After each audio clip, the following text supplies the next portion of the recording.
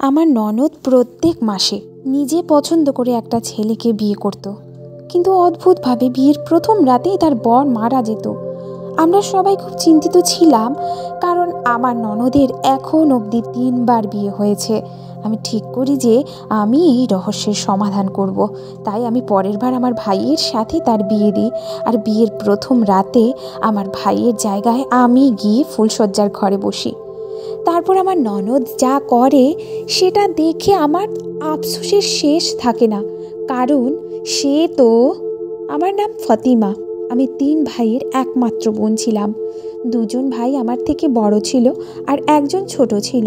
আমার ছোট ভাইয়ের সাথে আমার খুব বন্ধুত্ব ছিল, কারণ সে আমার থেকে মাত্র 1 বছরের ছোট ছিল। আমার 2 বড় ভাইয়ের বিয়ে হয়ে যাওয়ার পর আমার মা বাবা আমার বিয়ে নিয়ে ব্যস্ত হয়ে পড়ে। আমার বিয়ের কথা শুনে আমার ছোট ভাই ইসিয়ানের খুব মন খারাপ হয়ে যায়, কারণ সে চায় না আমি এই বাড়ি ছেড়ে যাই। কিন্তু সমাজের এটাই নিয়ম যে মেয়েদেরকে বিয়ে করে অন্য বাড়িতে চলে যেতে হবে। আমার একটা ভালো ঘরে বিয়ে ঠিক হয়। আমার শ্বশুরবাড়িতে আমার এক অবিবাহিত ননদ ছিল, বাকি সব ভাই বোনেদের বিয়ে হয়ে গেছিল। আমার শ্বশুরবাড়ির লোকেরা চাইছিল যে আমার বিয়ে হওয়ার আগে আমি ননদের বিয়ে দিতে। আমার ছোট ভাই ইয়াসিন তখন বিদেশ যাওয়ার জন্য তৈরি হচ্ছিল। ওরা চেয়েছিল যে আমার ননদের বিয়ে আমার ভাইয়ের সাথে দিতে। এই নিয়ে ওরা আমার বাড়ির লোকেদের সাথে কথাও বলেছিল। 2জনের মধ্যে বয়সের তফাৎ ছিল 3 বছর, কিন্তু আমার ভাই তখন বিয়ের জন্য তৈরি ছিল না। আমার ভয় হচ্ছিল যে এই কারণে আমার বিয়েটা ভেঙে না যায়, কিন্তু আমার শ্বশুরবাড়ির লোকেরা কিছু মনে করে না, আর আমার বিয়েও ভাঙে না। ওরা আমার ননদের বিয়ে অন্য একটা জায়গায় ঠিক করে। আমি শুনেছিলাম যে আমার ননদের পছন্দ করা ছেলের সাথেই তার বিয়ে দেওয়া হবে। আমাদেরকে ওরা তার বিয়েতে নেমন্তন্ন করেছিল, কিন্তু আমার শরীরটা ভালো ছিল না, তাই আমি যেতে পারিনি। আমার মা বাবা সেখানে গিয়েছিল। তার বিয়ে এই শহরেই হচ্ছিল, তাই মা বাবা রাতে বাড়ি ফিরে আসে। পরের দিন সকালে আমরা খবর পাই যে বিয়ের প্রথম রাতে আমার ননদের স্বামী মারা গেছে। এটা শুনে আমরা হতবাক হয়ে যাই। আমরা সবাই তার শ্রাদ্ধে যাই। বিয়ের প্রথম রাতে তার স্বামীকে হারানোটা সব মেয়ের পক্ষে একটা বড় ধাক্কা। আমি বুঝতে পারছিলাম আমার ননদের মনের মধ্যে কি চলছে। তারপর সেই ছেলেটা আবার তারই পছন্দ করা ছেলে ছিল। আমি প্রায় ওই বাড়িতে আমার ননদের সাথে দেখা করতে যেতাম। মনে হতো তার সাথে গল্প করলে তার মনটা ভালো হবে, কিন্তু আমি অর্ধেক দিন সেখানে গিয়ে আমার ননদকে দেখতে পেতাম না। আমার শাশুড়িমা বলতেন যে ও তার বন্ধুর বাড়ি গেছে, আবার মাঝে মাঝে বলতেন যে সে ঘুমাচ্ছে। কথা ছিল যে আমার ননদের বিয়ের 1 মাস পরে আমার বিয়ে হয়ে যাবে, কিন্তু এই ঘটনাটার কারণে আমার বিয়ে পিছিয়ে যায়। আমি ভেবেছিলাম যে হয়তো 3-4 মাস পর আমার বিয়ে হবে, কিন্তু আমার শ্বশুরবাড়ির লোকেরা খুব বেশি অপেক্ষা করায় না। 1 মাস পরেই তারা আমাদের বাড়িতে বিয়ের দিন ঠিক করতে চলে আসে। আমার ননদ মিনাহিল ও ওদের সাথে এসেছিল। ওরা বলেছিল যে ওরা আমার ননদের আবার বিয়ে ঠিক করেছে, আর আমার বিয়ের সাথেই তার বিয়ে হয়ে যাবে। এইবারের ছেলেটাও আমার ননদের পছন্দ করা ছেলে। আমার ননদকে দেখে মনে হচ্ছিল না যে তার মন খারাপ, সে খুব নর্মাল ছিল। আমি এটা শুনে খুশি হলাম যে আমার ননদের বিয়েও আমার সাথে হয়ে যাবে। ভালোই হবে, আমাকে শ্বশুরবাড়িতে গিয়ে ননদের সেবা করতে হবে না। আমি শুনেছিলাম যে ননদরা বৌদিদের খুব বিরক্ত করে, তাদেরকে দিয়ে বাড়ির সব কাজ করায়, তার সেবা যত্ন করতে হয়। কিন্তু যদি তার বিয়ে হয়ে যায় তাহলে আমাকে আর এসব করতে হবে না, সে অন্য বাড়িতে চলে যাবে। আমি আমার বন্ধুদের সাথে আমার বিয়ের শপিং করতে যাই। সেখানে গিয়ে আমি আমার ননদ মিনাহিলকে দেখতে পাই। সে হয়তো তার বিয়েরও শপিং করতে এসছে। আমি দেখে অবাক হই যে সে তার পরিবারের সাথে আসেনি, সে একটা ছেলের সাথে এসেছে। আমি আমার ননদের সামনে চলে যাই, ভেবেছিলাম যে সেই হয়তো আমাকে দেখে ঘাবড়ে যাবে, কিন্তু সে উল্টে আমাকে তার হবু স্বামীর সাথে পরিচয় করিয়ে দিল। সে বলে, বৌদি, এই হলো আমার হবু স্বামী, এর সাথে আমার বিয়ে হতে চলেছে। ওকে দেখে মনে হচ্ছিল না যে ও এর আগেও কাউকে পছন্দ করতো। আমি শপিং সেরে বাড়ি ফিরে আসি। কয়েকদিন পর আমার মেহেন্দি হয়। একটা বড় ম্যারেজ হলে আমার মেহেন্দির অনুষ্ঠান হয়। সেই দিন আমি আমার ননদকে চাদর চাপা দিয়ে এক জায়গায় যেতে দেখি। তাকে জিজ্ঞেস করতে সে বলে, বৌদি, আমি একটু বেরোচ্ছি, আমি 10 মিনিটে ফিরে আসব। সে যখন ফিরে আসে তখন তার হাতে কিছু একটা ছিল যেটা সে আমার থেকে লুকিয়ে ফেলে। আমি ভাবি সে কী এমন জিনিস নিয়ে ঘুরছে যেটা সে আমার থেকে লুকোচ্ছে। আমার ননদ কি করে বেড়াচ্ছে আমি কিছু বুঝছি না। বিয়ের আগে আমি যখন পার্লারে গেছিলাম সেখানে আমার ননদের সাথে দেখা হয়। সে সারাক্ষণ তার হবু স্বামীর সাথে কথা বলে যায়। তারপর আমার বিয়ে হয়ে যায় আর আমি আমার শ্বশুর বাড়িতে চলে আসি। আমার ননদ তার শ্বশুর বাড়িতে চলে যায়। আমার বিয়ের প্রথম রাতে আমি ঘরে বসে আমার স্বামীর জন্য অপেক্ষা করছিলাম। আমার স্বামী ঘরে এসে আমাকে একটা সুন্দর গিফট দেয়, কিন্তু সেটা খোলার আগে কেউ একজন এসে আমাদের ঘরের দরজায় জোরে জোরে ধাক্কা মারে। তিনি আমার শাশুড়ি মা ছিলেন। তিনি তার ছেলেকে বলছিলেন দরজাটা খুলতে। আমার স্বামী তাড়াতাড়ি গিয়ে দরজাটা খোলে আর আমার শাশুড়ি মা তার ছেলেকে জড়িয়ে ধরে কাঁদতে শুরু করে। আমার স্বামী জিজ্ঞেস করে, মা কি হয়েছে তোমার, তুমি কেন কাঁদছো? মা বলে, সর্বনাশ হয়ে গেছে, সব শেষ হয়ে গেল। তোর বোনের শ্বশুরবাড়ি থেকে ফোন এসেছিল, মিনাহিলের স্বামীর শরীরটা খুব খারাপ করেছিল, সে একটু আগে মারা গেছে। এটা শুনে আমি হতবাক হয়ে তাকিয়ে থাকি। এটা কি করে হতে পারে? দ্বিতীয়বারে এই একই ঘটনা কি করে ঘটতে পারে? আমার শ্বশুরবাড়ির সবাই যে অবস্থায় ছিল সে অবস্থায় আমার ননদের শ্বশুরবাড়ির ছোটে আমি বাড়িতে একা রয়ে যাই। আমার একটু রাগ হচ্ছিল যে আমার ননদ সব সময় আমার সুখে ব্যাঘ্রা ঘটাচ্ছে, কিন্তু তার পরের মুহূর্তেই আমার তার জন্য খারাপ লাগে। সে দুবার তার স্বামীকে হারালো, তাও আবার বিয়ের প্রথম রাতেই। তার কষ্ট অনেক বেশি। আমার ননদের কথা ভাবতে ভাবতে আমার সারা রাত ঘুম হয় না। বিয়ের প্রথম রাতে দুজন স্বামী মারা যাওয়া এটা কোনো সাধারণ ঘটনা নয়। সকালে আমার শ্বশুরবাড়ির সবাই বাড়ি ফিরে আসে। ওরা তাদের সাথে মিনাহিলকেও নিয়ে আসে। সে তখনও বিয়ের পোশাক পরেছিল। আমি ভেবেছিলাম সে হয়তো কাঁদতে কাঁদতে আসবে, কিন্তু তার চোখে একটু জল দেখতে পেলাম না।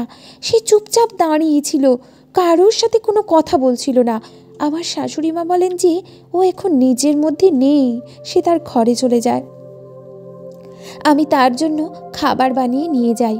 আমার ভয় হচ্ছিল সে খাওয়া দাওয়া না ছেড়ে দেয়, কিন্তু আমি খাবার নিয়ে যেতে সে চুপচাপ খেয়ে নেয়।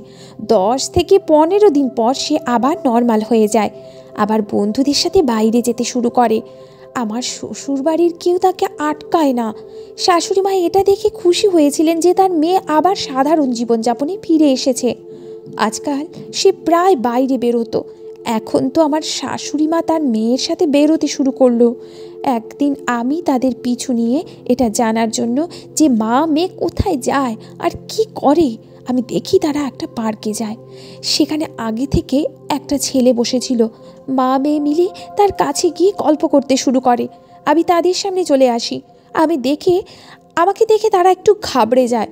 আমার শাশুড়ি মা বলেন যে মিনাহিল এই ছেলেটাকে ভালোবাসে, ও তাকে বিয়ে করতে চায়। আমি ভাবি আমার ননদ কীরকম মানুষ, প্রত্যেক মাসে তার একটা করে ছেলে পছন্দ হয় আর তারা বিয়ের প্রথম রাতেই মারা যায়। তবে আমি এটা ভেবে শান্তি পাই যে সেই বাড়ি থেকে চলে যাবে, কারণ আমার স্বামী সব সময় বলতো যে ভালো করে তার বোনের দেখাশোনা করতে। আমি সারাদিন তার সেবা করতেই ব্যস্ত থাকতাম। ও শ্বশুরবাড়ি চলে গেলে আমার কাজ অনেকটা কমে যাবে। আমার শাশুড়ি মা বাড়ির সবার সাথে ওই ছেলেটার আলাপ করায় আর আমার ননদের বিয়ে তার সাথে পাকা করে।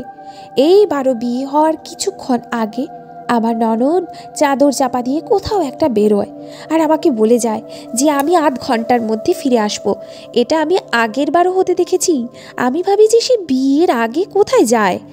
আমার ভয় হচ্ছিল সেজন্য বাড়ি থেকে পালিয়ে না যায়, কিন্তু সে আধ ঘন্টা পর ফিরে আসে, যেটা দেখে আমি নিশ্চিন্ত হলাম। তার বিয়ে হয়ে যায় আর সে তার শ্বশুরবাড়ি চলে যায়। আমি ভগবানকে বলি যে এবার যেন ওর স্বামীর কিছু না হয়, ও যেন সুখে সংসার করতে পারে। মাঝে মাঝে আমার মনে হতো যে ওর স্বামীকে সবটা বলা দরকার, যে আগে ওর 2 বার বিয়ে হয়েছে আর ওর স্বামী বিয়ের প্রথম রাতেই মারা গেছে। কিন্তু তারপর আমি ভাবি যে এটা একটা কাকতালীয় ঘটনা হতে পারে, এতে আমার ননদের কোনো দোষ নেই, এবারে আর এমনটা হবে না। কিন্তু এবারও সেই একই ঘটনা ঘটল। পরের দিন সকালে ফোন এলো যে মিনহিলের বর মারা গেছে। আমরা সবাই পাগল হয়ে যাই। এই নিয়ে 3 বার মিনহিলের সাথে একই ঘটনা ঘটল। আমার শাশুড়ি মা তাকে বাড়ি নিয়ে আসে। এইবার সে বাড়িতে এসে চুপচাপ তার ঘরে ঘুমোতে চলে যায়। আমি ভাবি যে আমি তাকে সান্ত্বনা দিতে যাব না, ওর ওসবের প্রয়োজন নেই, কারণ আমার মনে হচ্ছিল যে ওর স্বামীর মৃত্যু নিয়ে ওর কিছু যায় আসে না। ও একেবারে নর্মাল ছিল। সেই সময় আমার ভাই ইয়াসির বিদেশ থেকে ফিরে আসা হয়েছিল। সে আমার সাথে দেখা করতে আমার শ্বশুর বাড়িতে আসে। বিদেশ থেকে ও আরও সুন্দর হয়ে উঠেছে। আমি যখন বাইরের ঘরে বসে আমার ভাইয়ের সাথে কথা বলছিলাম, তখন আমার ননদ সেখানে চলে আসে। সে এসে আমার ভাইয়ের সাথে কথা বলতে শুরু করে দেয়। আমার খারাপ লাগে যে ভাই বোনের মাঝখানে সে কেন এলো। আমার ভাই কিছুক্ষণ বসে চলে যায়। তার যাওয়ার পর আমার ননদ তাকে নিয়ে আমায় অনেক প্রশ্ন করে, কিন্তু আমি তার কোনো প্রশ্নের উত্তর না দিয়ে সেখান থেকে উঠে যাই। ইয়াসিরের সাথে আমার ভালো বন্ধুত্ব ছিল, তাই সে 2 দিন পর পর আমার সাথে দেখা করতে আসতো। আর তাকে দেখেই আমার ননদের চোখ চকচক করে উঠত। আমি তাকে অনেকবার বোঝানোর চেষ্টা করেছি যে সে যেন আমার ভাইয়ের থেকে দূরে থাকে, কিন্তু সে নির্লজ্জের মতন চলে আসতো। আমি আমার ভাইকে আমার বাড়িতে আসতে বারণ করতে পারছিলাম না, কারণ সেটা করলে তার খারাপ লাগবে। একদিন আমি কিছু কাজে আমার বাপের বাড়িতে যাই। সেখানে গিয়ে দেখি মিনহিল সেখানে উপস্থিত। সে আমার বাড়ির সবার সাথে খুব হেসে হেসে গল্প করছিল। তাকে সেখানে দেখে আমার খুব রাগ হয়। আমি তাকে নিয়ে বাড়ি ফিরে আসি। বাড়িতে এসে আমি তাকে ধমক দিয়ে বলি, খবরদার, এরপর যদি আমি কোনো দিন তোমাকে আমার ভাইয়ের আশেপাশে দেখি তাহলে আমার থেকে খারাপ আর কেউ হবে না। এটা শুনে আমার ননদ হাসতে হাসতে বলে, তোমার ভাইকে আমার খুব পছন্দ হয়েছে, তুমি প্লিজ তার সাথে আমার বিয়ে দিয়ে দাও। এটা শুনে আমার রাগ আরও বেড়ে যায়। এর আগেও 3 বার বিয়ে করেছে আর 3 জন স্বামীর প্রাণ কেড়ে নিয়েছে, আর এখন সে আমার ভাইয়ের পেছনে পড়েছে। আমি সরাসরি তাকে না বলে দিই। আমি বলি, আমার ভাই তোমার মতন মেয়েকে কেন বিয়ে করবে? সেটা শুনে সে চেঁচামেচি শুরু করে। বাড়ির সবাইকে ডেকে বলে যে আমি তার সাথে খারাপ ব্যবহার করেছি। আমার স্বামী তার বোনকে খুব ভালোবাসতো, তাই বোনের কথা রাখতে আবার স্বামী আমাকে বলে যে আমি যদি তার বিয়ে আমার ভাইয়ের সাথে না দিই তাহলে সে আমাকে ডিভোর্স দিয়ে দেবে। আমিও পরিষ্কার বলে দিই যে আমি আমার ভাইয়ের জীবন নষ্ট হতে দেব না। এই বলে আমি বাপের বাড়ি চলে আসি। আমার মা বাবা যখন সবটা জানতে পারে, তখন তারা আমার জন্য আর আমার গর্বের সন্তানের জন্য এই বিয়েতে রাজি হয়ে যায়। ইয়াসিরও আমার খাতিরে রাজি হয়, কিন্তু এটা আমার ভাইয়ের জীবনের প্রশ্ন। আবার তার জীবন নিয়ে খুব চিন্তা হয়। সেও আগের 3 জনের মতন বিয়ের প্রথম রাতেই প্রাণ হারাবে না তো? আমার মনে হয় এটা আটকানোর একটাই উপায় আছে। আমি যদি এই রহস্যের সমাধান করতে পারি তাহলেই আমি এটা আটকাতে পারবো। আমাকে জানতে হবে যে মিনহিলের বরেরা কেন বিয়ের প্রথম রাতেই মারা যায়। আমি আমার ভাইয়ের সাথে কথা বলি আর তাকে বারণ করি বিয়ের আগে মিনাহিলের সাথে দেখা করতে। সে যেন তার সাথে কথাও না বলে। বিয়ের কিছুক্ষণ আগে আমার ননদ চাদর চাপা দিয়ে কোথাও একটা বেরোয়। আমাকে বলে যে, বৌদি, আমি কিছুক্ষণের মধ্যেই ফিরে আসছি। ও বিয়ের আগে কোথায় যায় এটা জানতে আমার খুব ইচ্ছে করে। তাই আমি আমার ভাইকে বলি যে ওর পিছু নিতে আর দেখতে যে ও কোথায় যাচ্ছে। 8 ঘন্টা পর আমার ননদ ফিরে আসে। তারপর তার সাথে আমার ভাইয়া ইয়াসিরের বিয়ে হয়ে যায়।